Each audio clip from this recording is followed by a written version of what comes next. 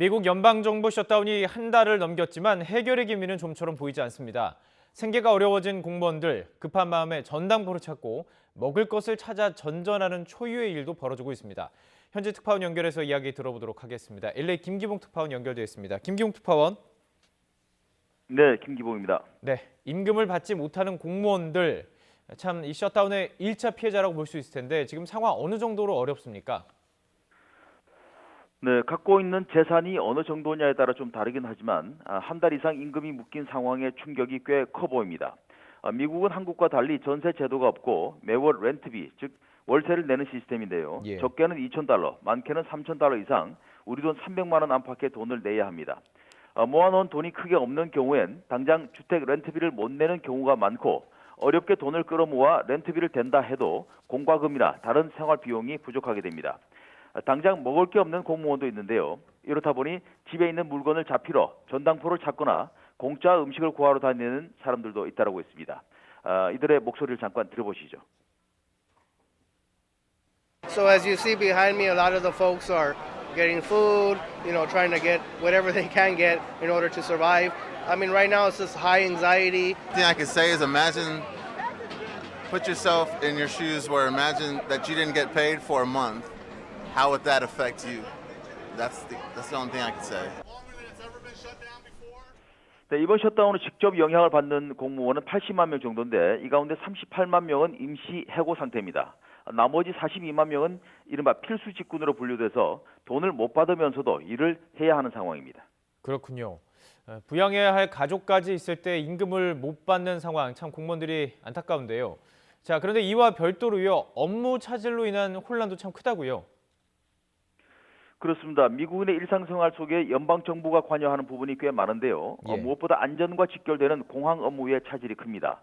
공항 보안을 맡는 미 교통안전국 TSA는 일단 필수 직군으로 분류돼 출근은 하지만 차질이 많이 생기고 있습니다. 이 때문에 어차피 돈을 못 받을 상황이기 때문에 휴가를 내고 쉬는 인력들이 점차 늘어나기 때문인데요. 공항 입출국을 위한 줄이 매우 길어지고 시간이 걸려서 비행기 시간을 놓치는 경우도 속출하고 있습니다. 아예 일부 검색대를 폐쇄하는 공항도 있습니다. 이 외에 국립공원과 국립도서관, 국립박물관 등이 문을 닫은 지는 오래입니다. 아울러 일부 지역에서는 혼인신고 등 기본적인 대민 업무에도 차질이 빚어지고 있습니다. 예. 자, 끝없이 이어지고 있는 셧다운 끝내야 되겠다면서 트럼프 대통령이 일종의 그 빅딜을 민주당이 제안했는데요. 민주당이 거부했죠.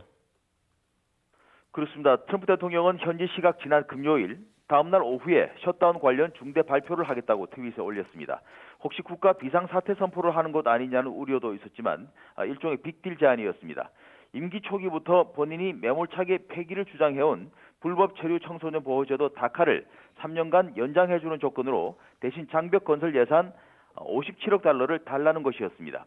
다카 수혜자 외에도 임시 체류 허가가 곧 만료되는 이민자 30만 명에 대해 3년간 추방을 유예해주는 내용도 포함했습니다. 하지만 민주당은 트럼프의 발표가 시작되기도 전에 이미 거부 반응을 보였습니다. 빅딜 제안을 하면 어떻게 할 거냐는 언론의 질문에 애당초 되지도 않을 말이라는 의미의 non-starter이라는 단어를 쓰며 수용 불가 입장을 분명히 했습니다. 먼저 셧다운을 중단하고 협상을 하는 게 순서지 셧다운을 볼모로 거래를 하는 것 자체가 틀렸다는 말입니다. 또 내용에서도 다카 연장은 일시적인 조치인 반면 장벽은 영구적인 건데 이것을 막론할 수 없다 이런 입장이었습니다. 그렇군요. 자, 트럼프 대통령은 자신의 제안을 거부한 민주당에 대해서 분노의 트윗도 쏟아냈는데 트럼프 대통령과 민주당 왜 이렇게 그 양쪽 모두 장벽에 대해서 입장이 강경한 걸까요? 네, 우선 트럼프 대통령은 자신의 지지층 결집이라는 확실한 목표가 있습니다.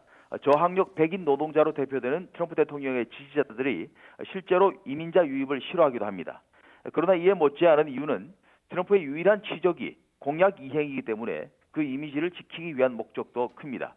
반면 지난 중간선거를 통해 8년 만에 하원을 탈환한 민주당으로서는 예산안 권한을 결코 포기할 수 없는 겁니다.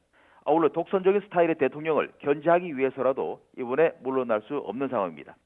더욱이 민주당의 수장인 낸시 펠로시 하원의장과 트럼프 대통령은 최근 직접적인 공격을 주고받으면서 감정까지 격해 있는 상황이기 때문에 더 심한 치킨 게임 양상으로 가는 모습입니다.